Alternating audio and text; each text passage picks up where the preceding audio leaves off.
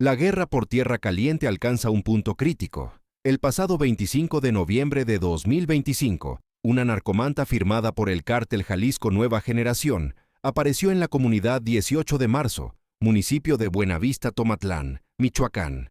El mensaje era claro y directo. El grupo de Jalisco anunciaba su llegada para cazar al abuelo Farías y toda su gente. Pero lo que convierte este evento en algo mucho más grave es lo que ocurrió después. En los días posteriores a la aparición de esa manta, al menos 15 sicarios vinculados a la estructura de Cárteles Unidos fueron encontrados sin vida en diferentes puntos del municipio. La amenaza escrita se transformó en ejecución literal. La mañana del 25 de noviembre comenzó con aparente normalidad en la comunidad 18 de marzo, una localidad rural de aproximadamente 3,000 habitantes, ubicada en el corazón de Tierra Caliente, michoacana. Los primeros pobladores que salieron de sus casas para dirigirse a sus labores cotidianas fueron quienes descubrieron el mensaje que cambiaría el ambiente de toda la región. Sobre las letras monumentales que dan la bienvenida a la comunidad, instaladas a un costado de la carretera Apatzingán-Tepalcatepec, colgaba una manta de grandes dimensiones con texto impreso en letras negras sobre fondo blanco.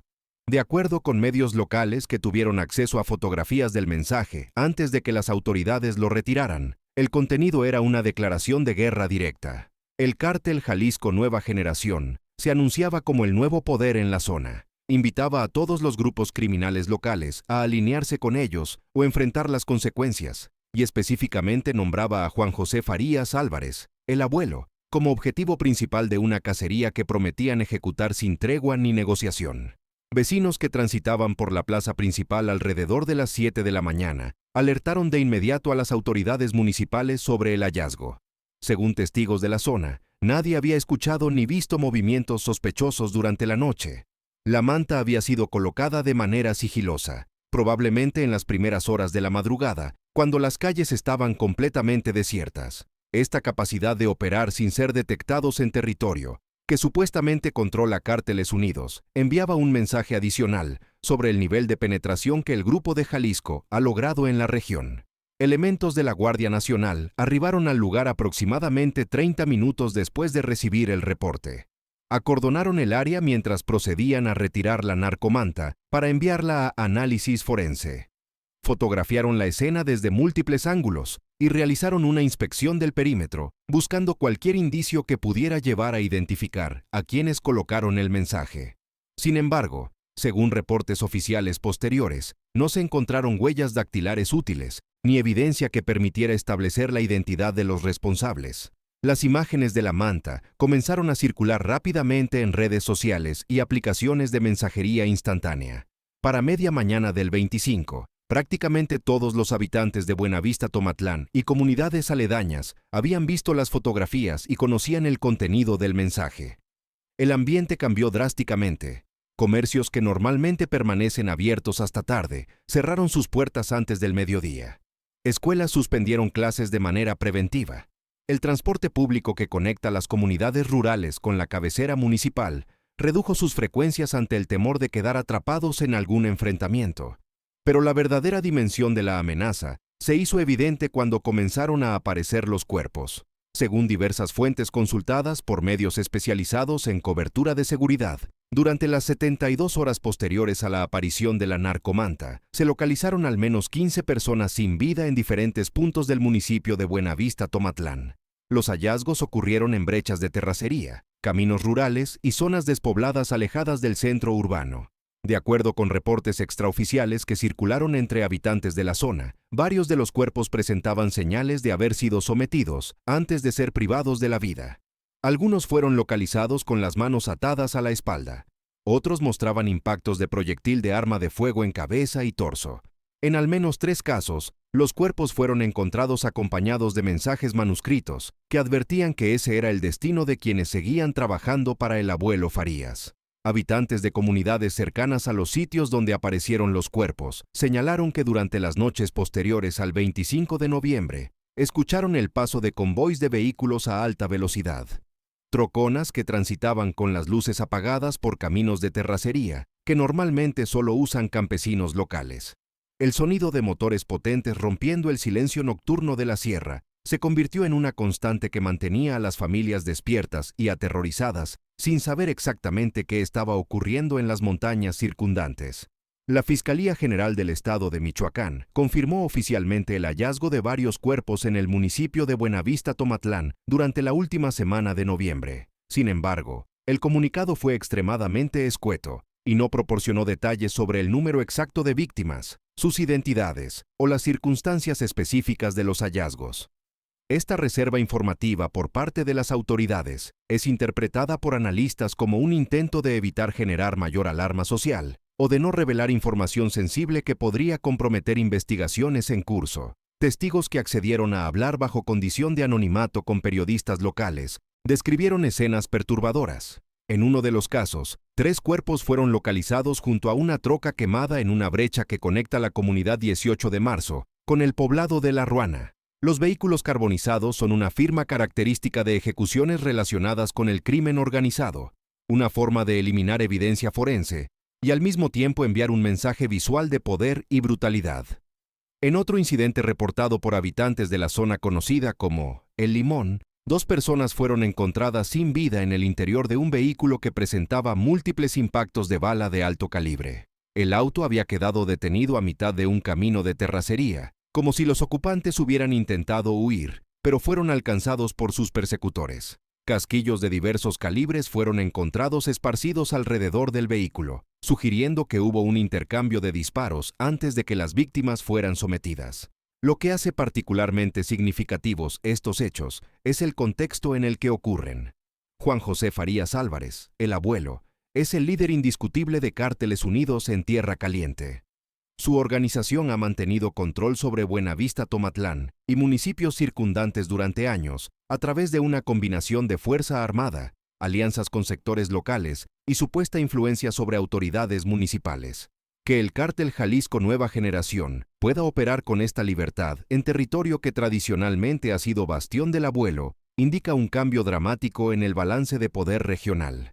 El abuelo Farías no es un objetivo cualquiera. El 14 de agosto de 2025, el Departamento de Estado de los Estados Unidos lo designó oficialmente como líder de una organización terrorista extranjera.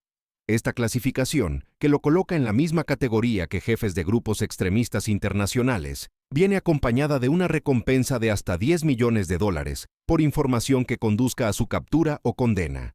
Las acusaciones contra él incluyen tráfico de cocaína desde Colombia, lavado de dinero y uso de violencia extrema incluyendo minas terrestres improvisadas. Esta designación estadounidense ha incrementado dramáticamente la presión sobre toda la estructura de Cárteles Unidos. La recompensa millonaria ha generado temores dentro de la organización sobre posibles traiciones internas. Cualquier colaborador cercano podría verse tentado por esa fortuna a entregar información sobre el paradero del abuelo. Esta atmósfera de desconfianza debilita la cohesión del grupo justo cuando enfrenta la mayor ofensiva del Cártel Jalisco en años. La carretera Apatzingán-Tepalcatepec, donde fue colocada la narcomanta, no es una ubicación casual. Este corredor vial es una arteria vital para el tráfico de sustancias, productos agrícolas y mercancías legales e ilegales en Tierra Caliente. Conecta zonas de producción de aguacate y limón, con rutas que eventualmente llevan hacia puertos como Lázaro Cárdenas. Michoacán produce aproximadamente el 80% del limón que se consume en México y una porción significativa del aguacate mundial. El control de este corredor significa poder cobrar derecho de piso a miles de productores, un negocio que genera millones de pesos mensuales. Pero más allá de la extorsión agrícola, esta ruta es fundamental para el trasiego de drogas sintéticas. Laboratorios clandestinos de fentanilo y metanfetamina operan en la Sierra Michoacana. La producción de estos químicos necesita precursores que ingresan por puertos del Pacífico. Una vez procesados, los productos terminados deben salir hacia el norte rumbo a Estados Unidos. Quien controla el corredor Apatzingán-Tepalcatepec controla eslabones críticos de esta cadena criminal multimillonaria. El Cártel Jalisco Nueva Generación, bajo el liderazgo de Nemesio Oseguera Cervantes, el Mencho, es actualmente la organización criminal más expansiva de México.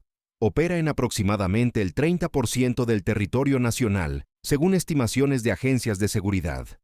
Su estrategia de crecimiento ha sido agresiva y violenta, buscando arrebatar plazas a grupos establecidos, sin importar el costo en vidas humanas o el impacto en poblaciones civiles.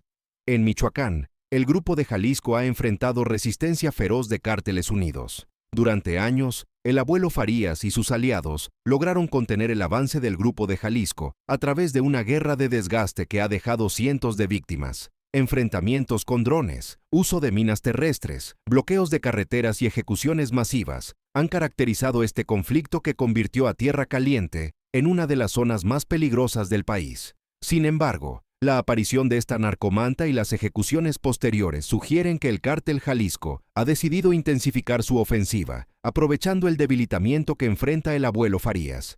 La presión estadounidense, operativos de fuerzas federales mexicanas y desgaste por años de conflicto han mermado las capacidades de Cárteles Unidos. El Grupo de Jalisco parece haber identificado este momento como una ventana de oportunidad para dar un golpe definitivo. La invitación incluida en la narcomanta para que otros grupos criminales se alineen con el Cártel Jalisco es una táctica probada de esta organización. Buscan fragmentar alianzas rivales ofreciendo incorporación a células locales que decidan cambiar de bando. Esta estrategia ha funcionado en otros estados, donde el Grupo de Jalisco logró expandirse rápidamente al absorber estructuras criminales preexistentes en lugar de tener que construir operaciones completamente nuevas. Para los habitantes de Buenavista, Tomatlán y comunidades circundantes, esta escalada de violencia significa vivir bajo amenaza constante. Cada convoy que transita de noche por las brechas podría ser sicarios en operación. Cada vehículo desconocido que aparece en el pueblo genera sospechas y miedo. Las familias evitan salir después del anochecer. Los niños faltan a la escuela cuando circulan rumores de movimientos armados. La economía local se paraliza porque comerciantes temen abrir sus negocios y productores tienen dificultades para transportar sus cosechas. El impacto psicológico en comunidades que han vivido décadas de violencia relacionada con el narcotráfico es devastador. Generaciones enteras han crecido sin conocer la paz verdadera.